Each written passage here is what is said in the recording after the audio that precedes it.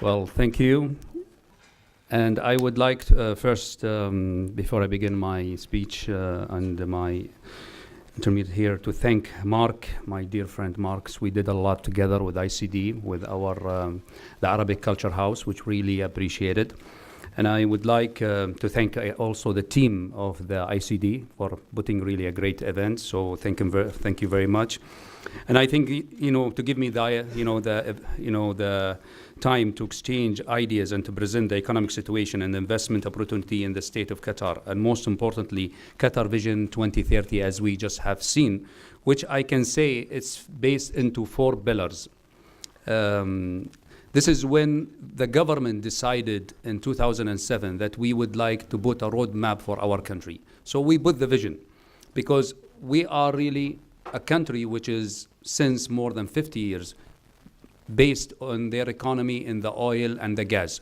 But all of us knows that these will be in one day already finished. So the government says we would like to make sure that we have, as in the title, a sustainable business and economic development for the country, that for our future generation, they will witness the similar what we are witnessing in our country, in Qatar. So in 2007, 2008, the government put the Vision 2030, which based into 4 pillars: economic, social, human development, and environmental and development. And since we're speaking here about economy and economic development investment, so I will concentrate into this part. So it's based into, again, the economic and investment based into 2 pillars. One of them is transforming itself into a knowledge-based economy, means that we will concentrate into education, research, as we have seen that the government put 2.7% of the GDP in research, such as now, as well known as the AI, which the artificial intelligence, and the digitalization, which Germany also do, and they put in their plan. So this is one of the things that the government is putting within its base for the 2030 vision. The second thing is really investing whatever extra income that we are getting to a promising or a strong economy, such as in Germany. In Germany, we have already around 25 billion euro investment into the big companies here in Germany. Just to give you a glance, we have about 17% Qatar own of Volkswagen. Siemens, we own about 7 to 10%. Also in Deutsche Bank and Hobocleaf, and other companies, big companies in here in Germany. Because we believed in German economy, that's why the government 20 years ago, they decide in 2006, 2007 to invest into the German economy, but not only in Germany, we look into everywhere, even in Asia, in Africa, in other countries in Europe, and also in America. And the idea is the goal which we put, and that's very important, that we said, our government put a goal by 2030, whatever income that Qatar is getting from oil and gas, for example, gas, Qatar is the largest exporter of LNG. LNG, does anyone knows what is LNG? Anyone in gas? Yes, liquid to natural gas. So the idea is what we do in Qatar, this is a new terminology, came only in 94 or 95. Before everybody were exporting gas through pipeline, but not through transferring the gas to liquid, and then you ship it through the ship, and then later on you export it to anywhere. And this is what Qatar have done by having this idea, and now we became number 1 in the world in exporting the LNG, which we have already 77 million ton of LNG. Even in Germany, we are exporting to Germany, but now we are again working with the German government to export more through the new idea of diversifying their income, or their importation of gas, because most of the gas coming to Germany is coming really from Russia. Now they are looking to other part, and one of the discussion that we are having with the German government in this regard. Just then saying this means, again, I want to say by 2030, the government says whatever from the investment we're having abroad, we would like to have similarity to the income that we are getting from oil and gas. And this is to make sure that after 2030, this will increase. That means for our future generation, they will witness the same, quality of economy that we have in Qatar.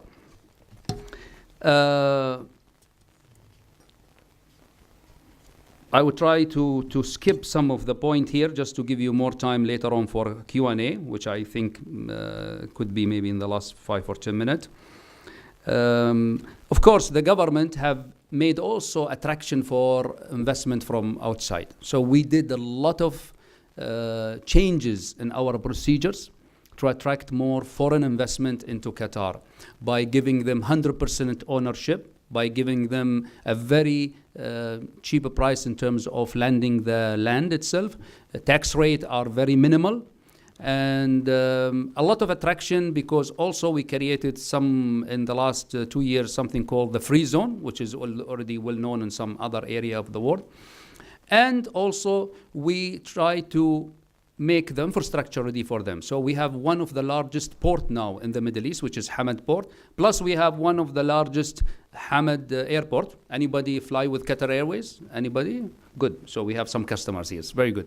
And just we have a good news that we're going to increase our trip to Berlin. It will be double daily. Now it's one time, but we will. We fly to Germany about 35 flights per week. 35. We fly to Munich and double daily, to Frankfurt double daily, in Berlin one time, but we will make it also double daily. But now the good news, starting from 2020, we already signed with EU that we will have open, what they call open sky, that we will have unlimited number of Qatar Airways stop by. So we will have also to Düsseldorf, hopefully to Bonn, and also to Hamburg. This is our target in the coming month and coming years, inshallah. Because we believe in the German market and the German also, attractions for the tourists. Because the German like also, hopefully also to go to Uzbekistan. They love. I think last year we got increase from the tourists to coming to Qatar, especially through the cruise line, which was really something that we were very happy working with a different companies such as TUI and FTI and other company who are in charge of the tourists here in Germany. So, as I said, we made more attractions for the foreign investor. We tell them that you can have Qatar as a hub for the Middle East because of the location. Have you seen in the video? We are very close by. To Iraq, we are very close. We signed already a free trade treaty with Iraq, so company can enjoy the relationship that we already exist between Qatar and Iraq. And Iraq now is really booming also. As Qatar, we have seen booming. I think what is needed in Iraq now more even what is needed in Qatar. So we say to the company, they can come also, open their headquarters in Qatar, and then they can exchange also with Iraq and other. Of course, the gross domestic product, just to tell you how strong is the economy in Qatar. We in 2018, our GDP, it was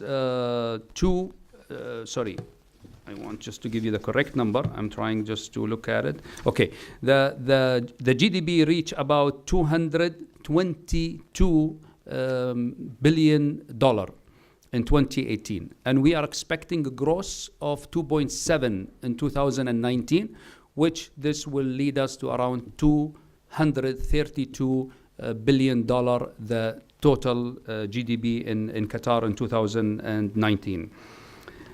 Although we had also some other issues with our neighbor. I think always when you have your neighbor, sometimes jealousy is there. So we got some issues with our neighbor, but we always see, and this is also advice to all of you, I think, if you have some crisis, you can transfer it to become something really very positive to you. So this is what we did in Qatar.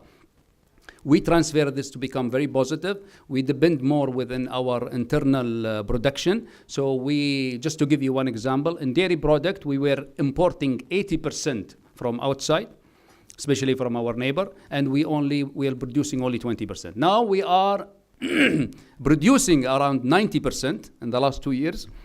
And I think by end of this year, we will start even exporting. So it helped this is will, for what they call the food security to your country, and also it help to your economy and the sustainable of your economy. So really, this is one thing. And second thing, we have done a diversity from our importation and exportation. So we created a new partners.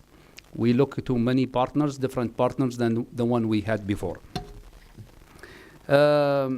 Just saying also something which regarding, since we are now during the ITB, so Qatar have since almost 1 year have eliminated visa requirement for about 80 citizenship. So you can go to directly to the Doha port, airport, and you can get to the country with, and anybody want to look at it is in the website of our embassy, but also the website of our foreign ministry and also our tourist board. So it shows you which countries, but more around 80 countries, and this will increase also in the coming month and coming years.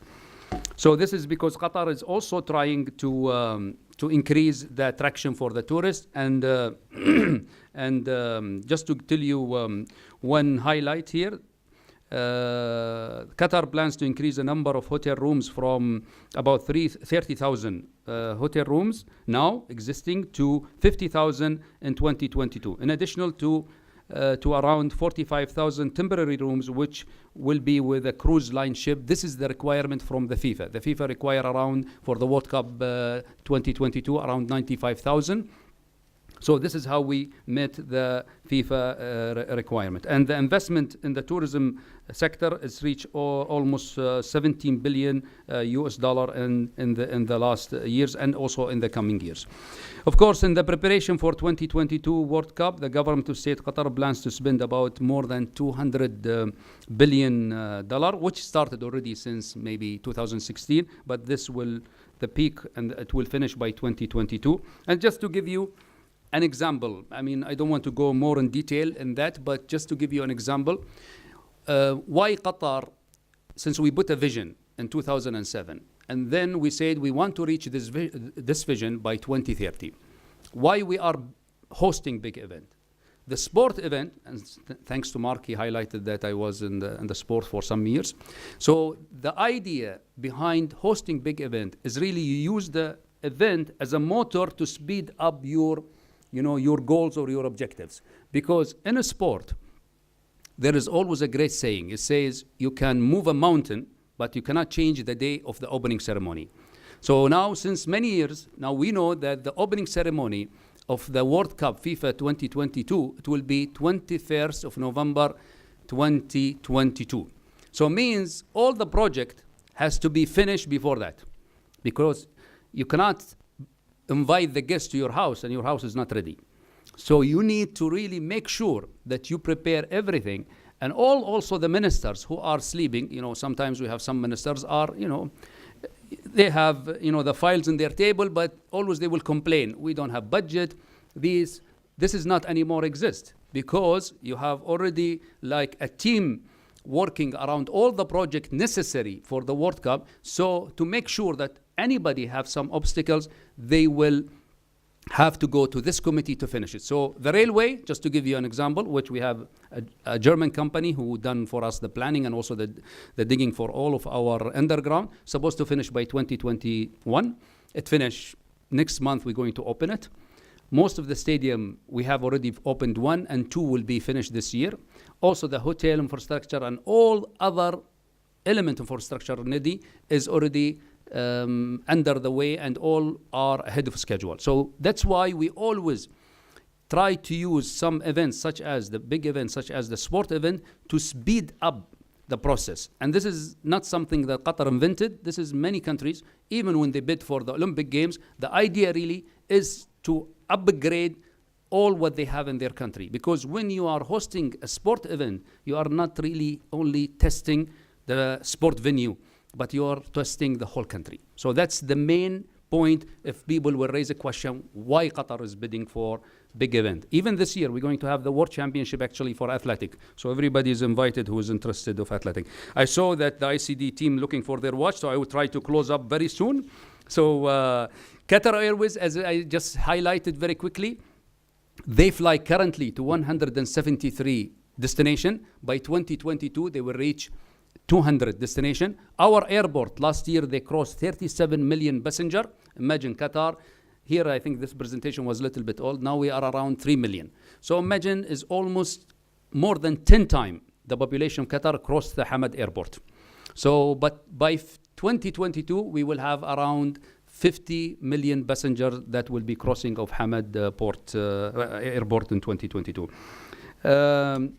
As I just highlighted, the economic indicator that shows the GDP of Qatar is really increasing, and thanks to all the plan that we already have. And I just want to just say one thing also regarding also the investment opportunity. We announced that by 2023, and I will close up by this, by 2023, we will increase our investment opportunity from our investment here in Germany from 25 billion euro, which currently we have, to 35 billion euro. This 10 billion euro, which we already now processing, it will go to the small, to the medium enterprise here in Germany, which they call them the Mittelstand. Mittelstand here in Germany, in English, is like we say the backbone. So it's really is the backbone of the German economy, which represent around 80%. So Qatar decide in the last 6 months that we will invest another 10 billion euro in the coming 5 years, but we will concentrate this time not only in the big company as I indicated earlier, but we will concentrate into the Mittelstand or the small to medium enterprise. So, ladies and gentlemen, thank you very much for your kind attention, and I hope I have given you a little bit of a glimpse of the Qatar investment and economy, and also sustainable economy. And I'm open to any question. Thank you very much.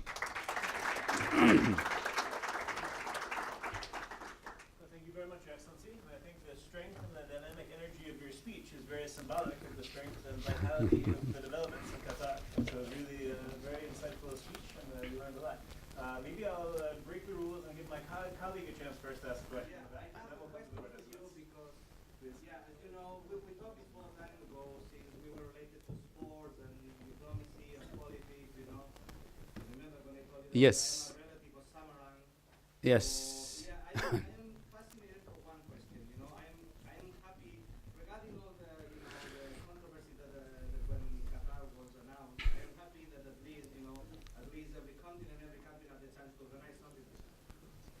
Always it has been the same countries and the same continent.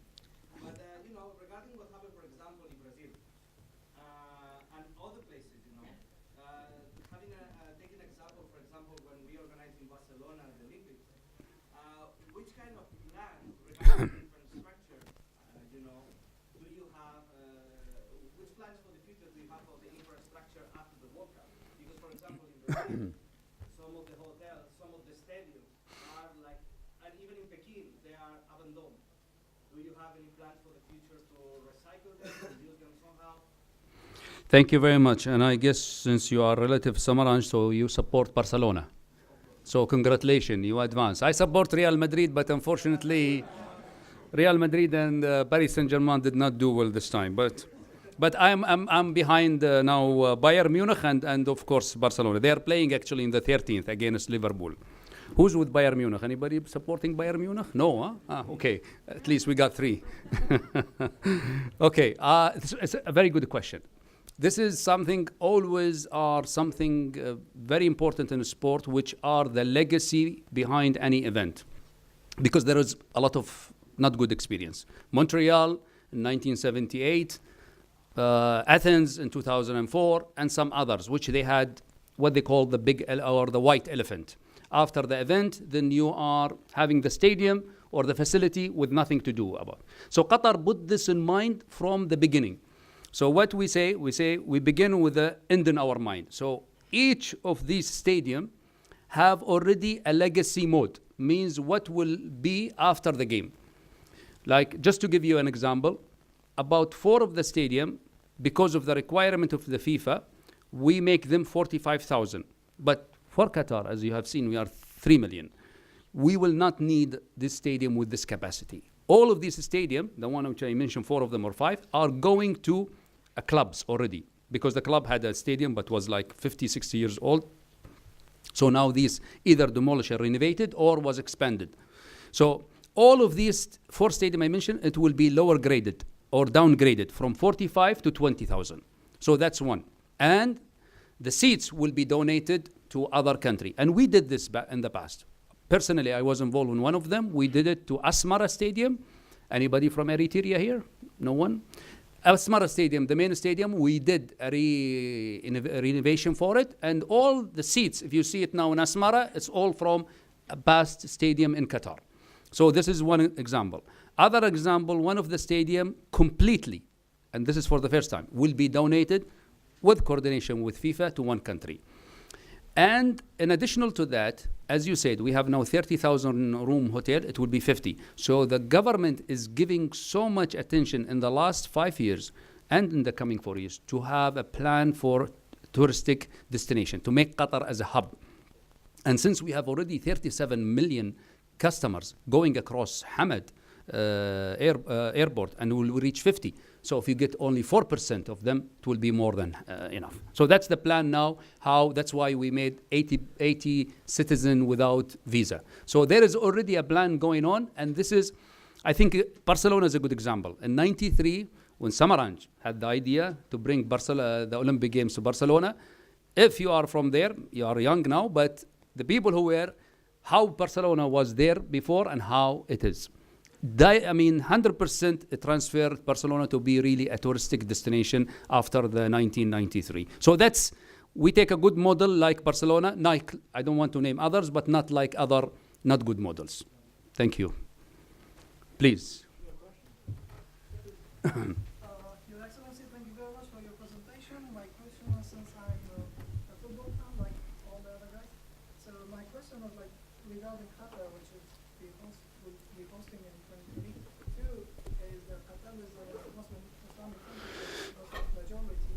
What will be the condition for the people coming from Western, since football was mostly played in countries where democracy believe in Western countries and non-Muslims believers? So what will be the situation for them regarding the democracy they want and they need, and how will be the opening ceremony? Which is not a very serious question, but how would you anticipate an opening ceremony in Qatar with their policy and the way they believe in human rights and women's rights and men's rights? Okay.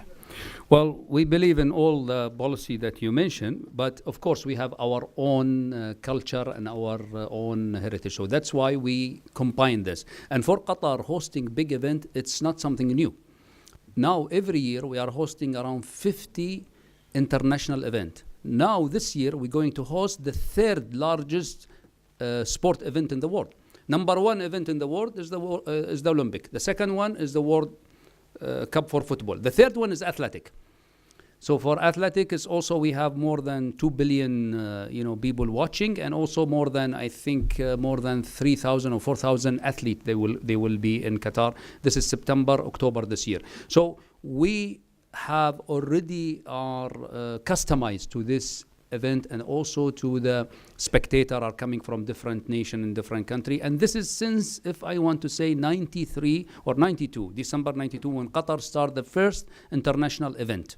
So this is not something that we will, of course, there is some regulation that need to be adopted. Like if you will ask, for example, for alcohol, Qatar already have alcohol, but have in certain area, like in hotels, in some restaurants, and so. But you are not allowed, like even now in the last European Championship, they avoid, because of the problem happened like in France, in Lyon, they avoid alcohol around the stadiums. So similar now regulations done by the European Federation. So Qatar is putting these kind of regulation just to make sure that everybody will come and enjoy. But if I want to say something which is very important, this will be a unique World Cup, because normally it is we put it in this word. It's a World Cup in the model of Olympics, because Olympics you only host it in one city.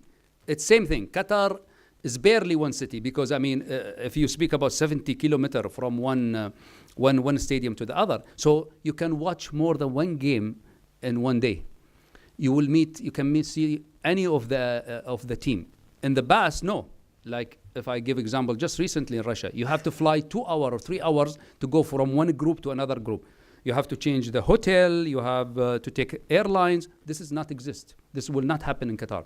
So you will have really a very nice experience. You will not have to change your hotel as a spectator, but also as athlete, which is something only the athlete they witness during the Olympic Games, because they stay in what is called the Olympic Village. Please, any more questions? Yes, brother, please. Yeah, you have mentioned that there are some issues in neighboring countries. Please, could you highlight a little bit some of the issues? Okay, I was hoping not to speak too much about politics, but I will touch base a little bit. Well, we had some blockade about 2 years ago, now almost 2 years ago, with our neighbor. And this blockade happened, unfortunately, without any further notice. I mean, you can have disagreement between countries, but you will not close your border. I mean, I just give an example. Macron decided not to go to the Munich Security Conference just 3 days before, and he had some disagreement between France and Germany in some things, which something also major. But he said, no, he will not close the border and will not block, and this is what will happen to Qatar. If you disagree, I mean, even brothers in one house, they will have differences, but they should not close the door from each other. They should sit and they discuss. And this is what Qatar said to our neighbors. We said we open from day one. If we made mistakes, we will be more than happy, but you have to come with evidence. You cannot just claim, or one of the requests they say, well, you have to close Al Jazeera. I mean, now everybody can watch anything through his mobile. I mean, you don't need a national broadcaster to broadcast anything. But so it's imagine like, Germany goes to UK and says, well, you're going out to Brexit. We want you also to close BBC. This will not be something visible, So this is similar to the request we got. So that's why we say, even until now, we say our unity or our strength is in our unity. When we are together, we will be stronger. But we need to solve if there is anything in the table. We sit together and we discuss, and we are open to anything. I want to make it politically very short, so I will not go into detail. Please. Thank you so much for your presentation. I want to ask about, do you have any plan for sign any business treaty with Afghanistan? Very good question. Okay, with Afghanistan government, for us, and since we don't have media, Mark, we don't have media here, huh? Okay, good. With Afghanistan, we have a very good relationship. And even we got a request to open our embassy in Afghanistan, and even to open our airline. So we already agreed. And even we sent our agreement to our brothers in Afghanistan. This was almost more than 1 year. But until now, we did not get the reply. It's because maybe there is some still issues going on between, the other group which are there, which Qatar try also to solve the issue between the American and the Taliban, and the request of the American, by the way. Yeah? So the American asked us, and this is one of the things that our also, neighbor, they claim, they say, well, you have relation with Taliban. Okay, relation with Taliban, we had it because the American sent us official letter saying, can you help us? Because we've been there for 16 years, we have big issues.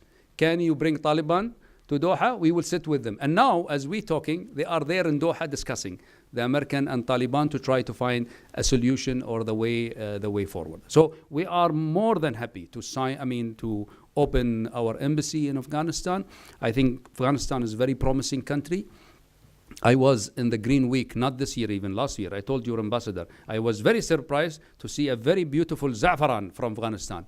I did not know, but now they told me you already bypass, you have gone beyond or above Iran in the production of za'faran. So I'm using in all my coffee. Arabic coffee, we use a lot of za'faran. So I'm using Afghanistan za'faran.